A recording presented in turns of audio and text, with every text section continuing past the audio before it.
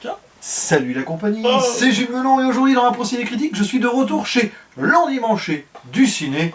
Eh oui, pour parler d'un film culte sorti en 1980 et réalisé par David Lynch, son second long métrage à l'époque, Elephant Man, eh oui, avec au casting Anthony Hopkins, grand acteur, hein, Le Silence des Agneaux récemment, Les Deux Papes. Hein.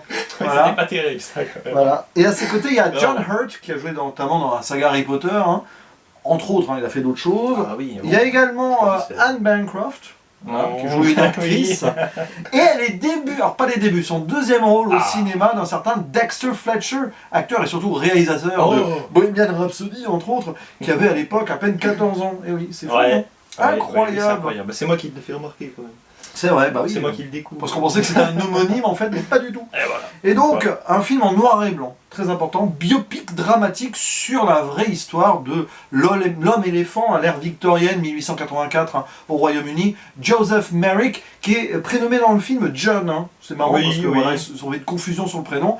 Et on va suivre donc les aventures de cet homme qui a des difformités de naissance. Hein. Il a une tête plus grosse que la moyenne et avec beaucoup d'échymoses ou autres. Voilà. Bref, problème quoi. Voilà, c'est ça. Et on va le suivre au tout début du film, donc il est dans une sorte de freak show, hein, parade de monstres et tout. Et il va être pris sous son aile par un certain Frederick Treves, qui est un chirurgien. Et d'ailleurs, le film est adapté de ses mémoires, de ses écrits. Frederick Treves, qui est joué par Anthony Hopkins, et qui donc après on verra donc Elephant Man, John Merrick ou Joseph Merrick si vous préférez, dans un hôpital où il va être plus ou moins chouchouté et on va suivre l'évolution de sa vie. Plus ou moins chouchouté. Hein. Oui, justement, on va y revenir. Et c'est un film qui fête ses 40 ans cette année, qui est rediffusé un petit peu en ce moment dans certaines salles, dans certains UGC, il a aussi été dans certains cinémas d'auteur, donc si jamais vous avez l'occasion de le voir, n'hésitez pas. Oui, d'ailleurs, nous en sortons. Hein, voilà. Et du coup, alors, pour toi c'est une découverte, ce n'est que la deuxième fois que je le vois finalement. Mais ça se sentait, t'étais un peu perdu. Ah ouais. C'est ton premier David Lynch, hein, je crois d'ailleurs. Oui. Qu'as-tu pensé de ce métrage et de ce réalisateur qui de suite là met sa patte quand même? Mais pas faux. Ouais. J'ai eu du mal à rentrer dedans. Ouais. Et 20 premières minutes, j'étais complètement à côté. Hein. Je suis resté à quai, clairement. Il y avait un bateau au moment, mais c'est vers la fin. Hein. C'est plutôt vers la fin. Mais ça n'a pas fait l'effet Titanic. Moi j'aime beaucoup Titanic, mais ça n'a pas coulé, je veux dire. Ouais, ça n'a pas sombré.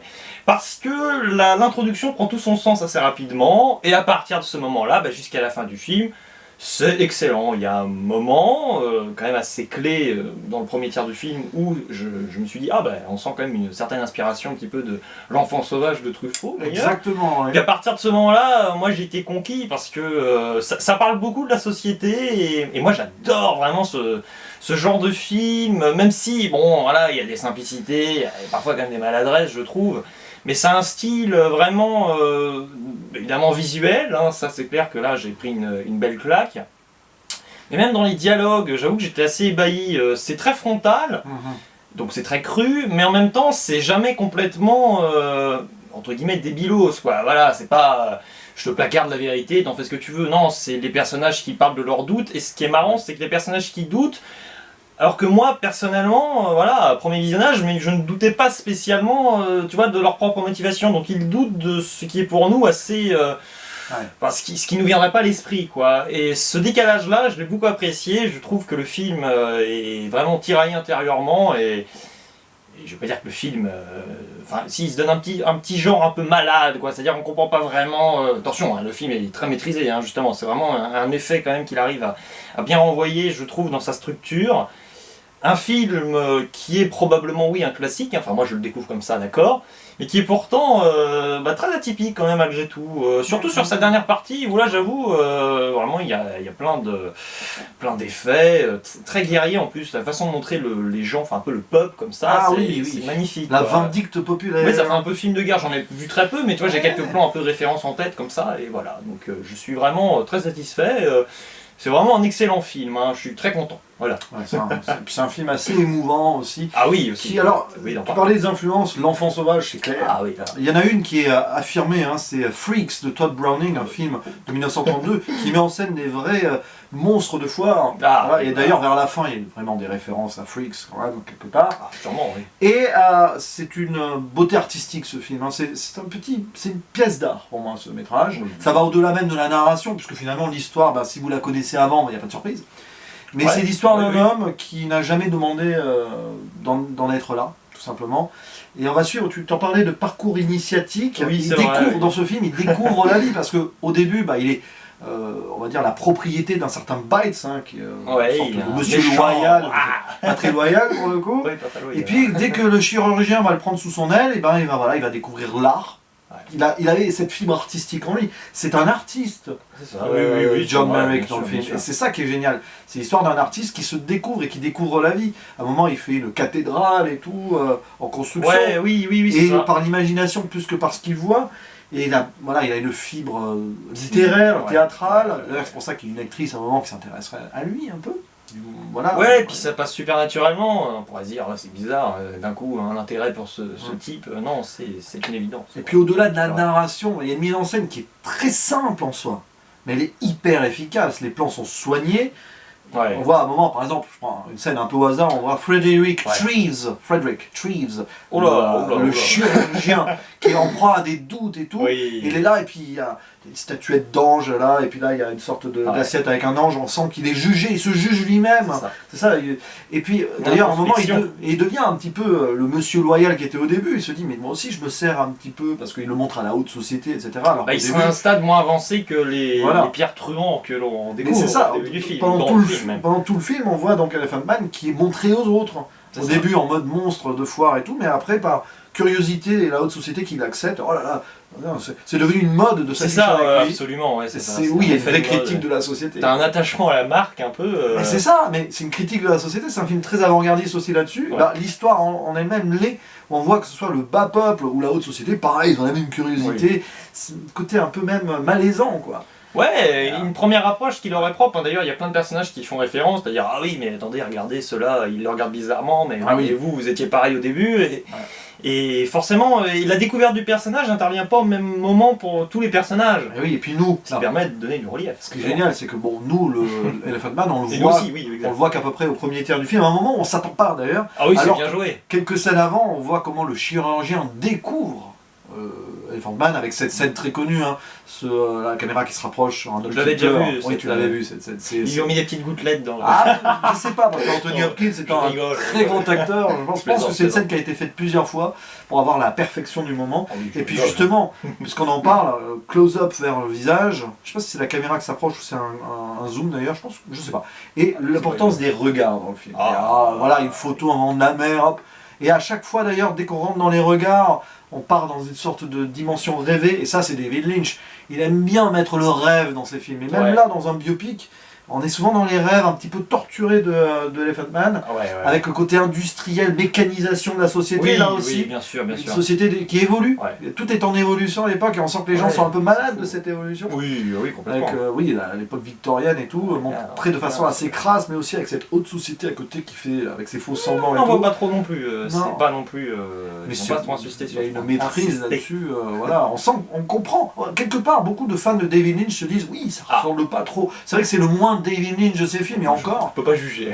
parce que c'est moins fou, on va dire, c'est le plus terre à terre. Mais quand on y pense, sur certains visuels, les moments rêvés, le côté avec la fumée, le côté mécanisation, les choses, ah ben c'est du pur David Lynch, hein. Il n'a pas choisi ce film par hasard non plus. Alors je sais pas, je pense que c'était une commande quand même. Mais il en a fait quelque chose, il a mis sa patte dessus. Et ça, c'est ça qu'on reconnaît un grand réalisateur, c'est que même si c'est pas ton projet au départ, tu en fais quelque chose. C'est pas un yes man. C'est pas- David voilà. Lynch n'est pas un yes C'est man. ce que j'allais dire. Et on voit là, c'est que son deuxième film, tu te rends compte? Ouais. Deuxième film, Oui, déjà, oui, il oui. a directement, il devait avoir 35 ans à l'époque, même pas Ouais, 30, bien. 34 ans. Ouais. Et il a déjà cette maîtrise qui poursuivra après avec ses scénarios et ses histoires à lui, quoi. Voilà. Belle maîtrise sur le regard justement, parce qu'à un moment, regard magnétique sur certains, oui, vraiment il y avait un regard incroyable avec les personnages, et au début j'avais un problème avec le cadrage, je trouvais que c'était beaucoup trop dégrossi, c'est bizarre parce que bon, il y a un côté fuyant, c'est ça, parce que bon, on insiste sur les yeux, mais en même temps, je sais pas, on voit toute la partie du visage à côté, surtout pour le personnage de la mère, je me dis, oh ouais, pourquoi pas. Mais après, c'est le mouvement justement complètement. C'est-à-dire que oui, ça fait appel au rêve, tu l'as dit, et c'est par le mouvement que ça passe, et après on est omnubilé par le regard en lui-même, quoi. Il y a une réelle progression, et c'est assez génial, parce que tu t'en parlais d'ailleurs un petit peu, il y a des transitions qui sont incroyables avec ce style qu'il a, et en même temps le film prend son temps. C'est ce que j'en retiens. C'est un film, le rythme, c'est génial pour moi. Lent, c'est pas lent, ça prend son temps et tout est bien distillé. Tu peux dire film lent, mais c'est pas le. C'est parfait. Rythme lent, je veux dire, mais c'est pas un problème du tout. Parce que c'est pas attention, c'est pas un film avec un rythme lent, parce qu'on n'a pas le temps de saisir des informations et tu vois, il faut traîner en longueur pour qu'on comprenne. Parce qu'on a compris. On comprend assez rapidement je sais pas, le postulat de base. Je veux dire, on le comprend. Et après. Notre regard sur la situation importe peu. J'ai même envie de dire que le réalisateur s'en fiche. C'est comme ça que je l'interprète. Il n'a rien à faire. Par contre, ce qui l'intéresse, c'est vraiment ce que les personnages à l'intérieur du film ressentent d'eux-mêmes et de la société dans laquelle ils sont. Pour moi, c'est là qu'est la force. Il joue sur l'introspection de quasi tous les personnages, même un peu plus secondaires. Il y a la catharsis de l'âme, le regard. Et puis bon, il y a donc le chirurgien, notre héros aussi, mais même les Monsieur Loyal, il y en a un autre à un moment qui arrive, qui travaille dans l'hôpital, qui ramène des gens aussi. Lui, et puis c'est un sacré. Le personnage de l'infirmière chef aussi, Mrs. Mother's Head, la tête de maman d'ailleurs, qui est une figure maternelle un petit peu, elle le prend sous son aile aussi, et qui à un moment met le chirurgien face à ses doutes d'ailleurs. C'est ça, belle scène. Puis putain, elle fait une autre scène très drôle, mais bon, c'est marrant. Est-ce que tu veux qu'on rajoute quelque chose hors spoiler? C'est très fantasque. À part que les acteurs sont justes. Et oui, les acteurs sont très bons. A noter John Hurt quand même, 12 heures par jour à porter ce maquillage qui pesait son poids. Un maquillage et un moule qui a été d'ailleurs fait par rapport à la dépouille de Joseph Merrick. C'est vraiment, ils ont collé à la réalité. C'est bien ça. Et puis selon les plans, on a l'impression de voir un autre personnage au début. On s'habitue pas encore assez à ce personnage, et puis tu l'as dit, moi j'ai même cru d'ailleurs qu'on verrait pas du tout sa tête pendant tout le film quasiment. Et c'est pour ça que ça, quand ça apparaît, et c'est pour ça le choix du noir et blanc parfait. Parce que là, le noir et blanc, on voit parfaitement ça. Totalement. Avec cette dualité d'ailleurs, blanc-noir, et en fait tout est gris, c'est un peu ça. C'est un peu ça. Et puis alors, petite zone spoiler, parce que j'ai une question pour le monsieur, là, attention. Je vais t'interroger. Spoiler. Comment interprètes-tu donc cette fin finale, où après être allé au théâtre, ça y est, pour une fois, il voit enfin un spectacle, c'est plus lui qui se donne en spectacle, donc à la fin, il a accompli, il le dit, il a tout accompli, il est heureux. Il regarde sa création, les photos des femmes de sa vie, si on veut, et enfin il décide de dormir normalement, parce que il rêvait de dormir normalement, il pouvait pas, il trouve enfin peut-être la possibilité de dormir. Comment il est plus léger maintenant. Donc, du coup, comment tu as interprété cette fin, qui semble être heureuse en fait? Elle l'est en soi. La fin est heureuse, et pourtant je pense que le personnage se gourre. C'est-à-dire que c'est un accomplissement évidemment, mais ce n'est que le premier.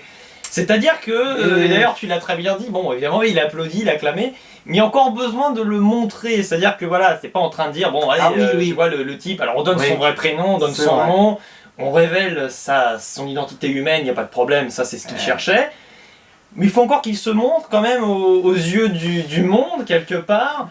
Mais lui, ça le satisfait, et ça satisfait provisoirement pour moi, parce que, tu vois, au fur et à mesure, à un moment, c'est sûr que ça ne pourra plus le satisfaire autant. C'est intéressant, ça fait partie de la critique de cette société victorienne où il fallait se montrer, de toute façon. Oui, voilà, c'est ça.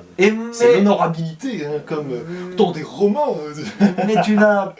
Donc tu fais dodo, puis après il y a le rêve. Mais tu m'as demandé, oui mais j'ai pas fini. Voilà.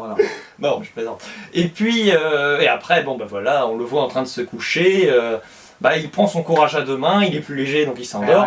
Et sa créatrice, à savoir, ses créatrices, c'est-à-dire artistique et biologique, on le voit sur le chevet, il n'y a pas de problème, à son chevet en plus, C'est assez explicite quand même. Et puis après, bon, ouais, sa création, l'église, enfin oui, c'est ça, c'est une cathédrale. Cathédrale, Saint-Philippe. Saint-Philippe, oui, bah, j'ai cru que c'était Notre-Dame au début. Notre-Dame de Londres, évidemment. Et puis à la fin, on part dans du Star Wars, et puis... Oui, c'est vrai qu'on parle. Et là, je pense que le film... Enfin, je sais pas, évidemment, il doit y avoir un sens, hein, c'est même clair. Oh oui. Et tu vas sûrement me le dire, parce que moi je ne l'ai vu qu'une fois, je manque encore un peu de recul, sûrement. Mais c'est marrant, c'est que là, cette fois-ci, j'ai pas eu besoin de me demander ce que ça venait faire ici, je l'ai plus accepté. Son parcours initiatique, pour moi, n'est pas du tout accompli, enfin, il n'est pas terminé du tout. Mais ce qu'il croit, en tout cas, enfin ses croyances, vraiment ses espérances, pour moi, sont assouvies. C'est-à-dire qu'il a atteint pour moi l'essentiel. Oui. Et sa vie n'est pas pour autant finie, parce qu'on sent que derrière, avec le chirurgien, avec toute cette société, il a encore beaucoup à faire, mais il a atteint son idéal à lui, mais pas l'idéal qu'on perçoit en ce qu'il pourrait avoir comme idéal. C'est bizarre, hein, mais alors, rien dire, mais... rêve cosmique où il voit sa mère qui dit oui, rien ne meurt jamais, voilà, comme dans Star Wars. C'est ça. Et donc, tu n'as pas senti le truc. Quoi? Bah il meurt. Ah, il meurt. Il s'endort, il choisit de mourir. En s'endormant comme ça. Ah oui, il voilà, s'endort parce qu'il a accompli pour lui à ses yeux, il a tout accompli. Ah bon d'accord, bah j'avais rien compris. Et il décide d'arrêter là et de dormir en paix enfin. Ah d'accord. De dormir comme n'importe qui. Il est enfin devenu. Ah d'accord, oui, parce que je pensais qu'il s'était un peu bougé le derrière. Alors c'est une sorte de suicide d'accomplissement quelque part. Parce que j'y ai pensé, c'est marrant parce que j'y ai pensé quand il lui dit de s'en aller, enfin il lui dit pas de s'en aller, mais quand il s'en va, tu sais, il lui dit mon ami, My friend, après, voilà. Et c'est comme ça qu'il est mort. Il est mort dans son sommeil. Alors, je pense pas, ça c'est romancé. Oui, c'est romancé. Ah d'accord, allez savoir, peut-être que. Oui d'accord, je vais pas oui, parce que sur cette soirée où il a été acclamé, il sait qu'il pourra jamais avoir mieux, qu'à un moment ça finira probablement par retomber à l'envers. Ah bah tu vois, j'ai pas. Puis puis il y a cette scène avant où il arrive, où il revient parce qu'il a été kidnappé aussi par son ancien propriétaire, et il revient du Danemark où, très belle scène, les révoltés, les autres monstres vont le libérer, l'envoyer, ça c'est génial. Ça fait Freaks, hein, vraiment le film de 1932 qu'il faut voir au moins une fois. Garonne a dû s'en inspirer un peu pour Pinocchio, que tu as adoré. Oui, voilà, de toute façon Freaks a inspiré beaucoup de films. Et donc, à la fin quand il revient à la gare où il est montré du doigt par tout le monde, et il dit enfin « I am a man », et donc ça accomplit en tant qu'homme, et avec cette finalité où il est enfin... Human being. Oui, I am a human being. Joseph Merck, Joseph Merck. Ouais. Voilà. Et voilà, donc il a tout accompli, donc pour lui, il se dit de toute façon, là je suis au top. Alors voilà, donc c'est encore mieux parce que j'avais pas bien compris. Bon, bah, tu vois, le rêve cosmique. Tu vois, je suis un peu bête. Il rejoint sa maman dans les étoiles. Bah, tu vois, je m'en veux de pas avoir compris parce que c'est quand même, oui, maintenant que j'y pense, c'est quand même assez... T'es tout excusé parce que le premier visionnage est sans savoir, parce que moi, quand je l'avais vu pour la première fois, je savais qu'il était mort dans son sommeil. Donc, ah oui, d'accord. Forcément, si tu sais qu'il meurt dans son sommeil... Parce que moi, je parle en dormant, mais tu fais des rêves cosmiques aussi. Je fais des rêves cosmiques. Mais bon voilà, c'est une... Ah oui, c'est bien. Happy end avec la mort. Alors juste, voilà, oui, ça c'est très bien du coup. Et du coup, c'est génial parce qu'il y a un sentiment de gâchis, alors je le comprends d'autant plus.